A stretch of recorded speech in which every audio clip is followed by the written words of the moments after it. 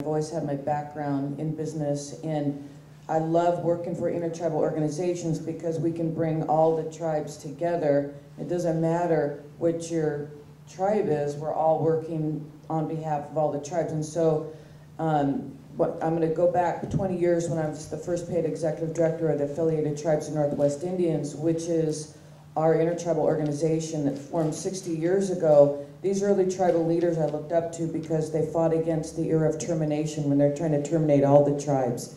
And I was living in DC, working at the national level, and I moved back, and I'm always the startup queen, and I worked for 3 months for free, slept on my mom's couch, and I said, if I can close this grant, can I get a job? So I worked, and I did get the grant to pay my salary to be work for Affiliated. But it was a wonderful place to work at the time because there was a strong intertribal unity. That was before gaming, so that's how old I am. This is before successful gaming. We had just the first few bingos just came online, like at Muckleshoot. The Seminoles, I'll never forget, they helped the Muckleshoots. The Seminoles came in to get their first bingo, and there was a very strong attitude of respect, intertribal unity within our affiliated tribes, which is over 50 tribes in 4 states now. And it was a wonderful place to work, and there was so much warmness and strong relationships. And then I remember 2 conversations when we had a breakout session down at SeaTac at one of our conferences, Puyallup, and there was an argument, and I could hear the tribal leaders arguing over gaming.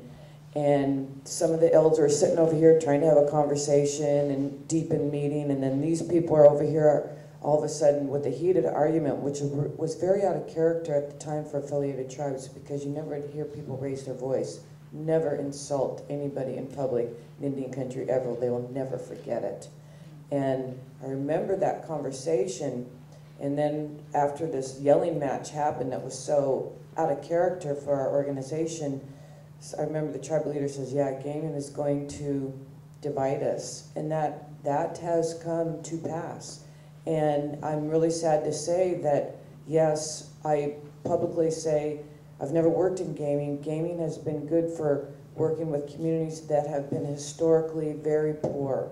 We come from intergenerational poverty, intergenerational substance abuse, and those things that carry on to oppress us as people. And how does it come out as lateral oppression? Now we also have the have and have not tribes.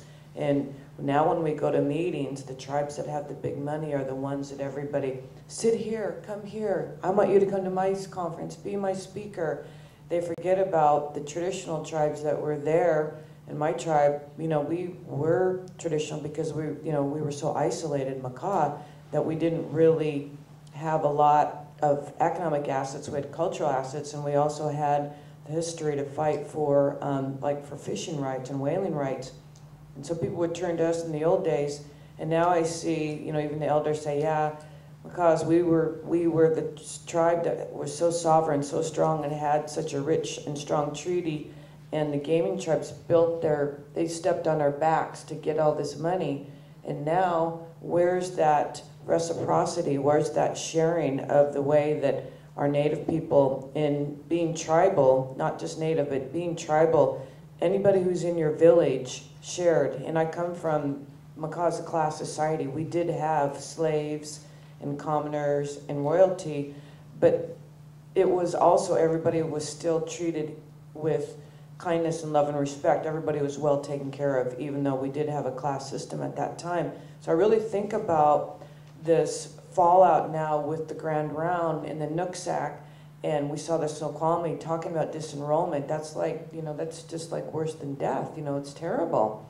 And I'm shocked. I just can't believe, why are we doing this to each other? What is perpetuating that fighting, especially the Grand Round tribe? Because at the time, I was working on the Intertribal Coalition that did politically pass a resolution to support their re-recognition. All the Oregon tribes were not recognized.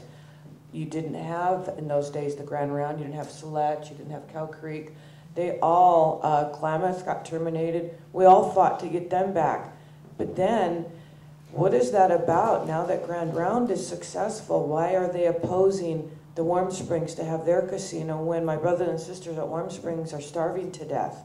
People are literally freezing to death in their trailers today. The Warm Springs, my best friend, everybody knows, is Arlen Stwyer. She calls me every night in tears. She's either going to somebody's funeral, she runs a native pawn shop, and there's like not one job for these grassroots people in Warm Springs. And so what are we doing to ourselves? You know, we're really oppressing each other. And this is one thing that I think is really, really sad when we want to look at economic justice. We need to look at the bigger pie and what is really happening within our economic system in the United States. And we know in our history, we know this, we're set up to divide and conquer. There's over 530 tribes. The federal government set us up to fight over the little crumbs that we get. Here's my IHS share, here's my BIA share. Well, we've outgrown that, now we want our gaming compact, and you know, we're gonna keep moving on to this other thing. So, you know, what happened to respect and, you know, intertribal unity and being humble of what we were, you know, born on and helping each other? That's being Native. It's not your blood quantum, it's what you bring to your community, you know, as a member, whether you're urban Indian or whether you live on the reservation. And how do we transcend the labels that we put on each other? And we all are mixed race now. There's very few full-bloods, except my husband. He's full-blood Haida. In fact, when I met him, I said, damn, if I knew you were full-blood, it would have been a lot nicer on the first date. And that was just always a joke. But, you know, it's really rare. There are no full-blood natives really anymore. That's really pretty rare. Unless you're from a really big tribe, and like Lindley says, is that you can't, because most of our tribes are really small, that most of the people that in my tribe I'm related to, so it's really difficult to marry within your tribe. That's the new reality, and we have to accept that. And so I'm really glad to see, like, I'm really looking at our younger people to help change this conversation, that the people that are in power are really oppressed, damaged goods, if that's what they're doing, you know, to oppress their own people. And so we pray for them, and to see the light. And I think shining a light on ourselves and talking about it is really important. And being in public relations, any public relations is good, whether it's negative about tribes or bad. We can't be afraid of negative public relations. We have to face the facts of we have problems and we need to discuss them and have open transparency instead of this shame base behind closed doors. And the other thing that our tribal leaders are doing is they're hiding behind sovereignty. We just do this all the time. Aren't we seeing that? Hiding, oh, don't come into my tribe, that's sovereignty. No, this is not right when you're oppressing the people within your own community, the families. What's going to happen to them? Who's going to take care of those people? So, you know, we really need to think about the bigger picture of those three things. And that's kind of, I wanted to comment on that as the end result of what is sort of happening with the political changes we see in our community. So thank you, Robert, for the invitation.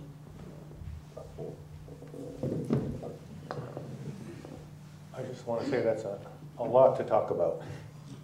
And to try to manage that in a linear thought is also a challenge.